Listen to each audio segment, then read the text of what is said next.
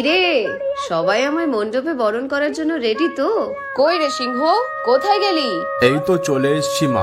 বলো আমায় কেমন লাগছে নতুন জামা পরে? বাহ, খুব ভালো লাগছে। তাই অসুর, তুই রেডি তো? আর আমি রেডি হয়ে কি করব? সেই তো তোমার ত্রিশূল খান আমার বুকে গেঁথে দেবে।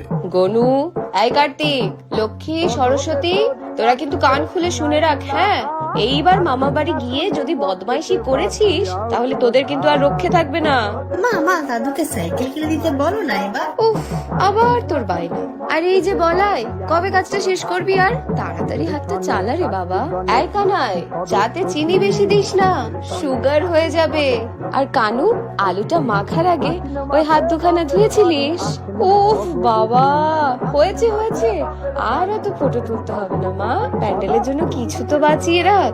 অষ্টমী সাজ তো তোরা এখনই সেজে ফেললি। ও মা, কি মিষ্টি লাগছিস রে তোরা দুজন, কিউট। এই, আরে ধুনুচিটা ঠিক করে ধর, আরে হাতটা পুড়ে যাবে তো। এই বাবাই, এই চিলের মতো ওটা কি ওড়াচ্ছিস রে? ওয়াও, কি সুন্দর লাগছে আমার শহরটাকে। আর এই যে খোকা, ওভাবে কাকে খুঁজছিস? তাহলে চলি, আমি রওনা দিলাম প্যান্ডেলে। আর তোদের সবার পুজো খুব ভালো কাটুক।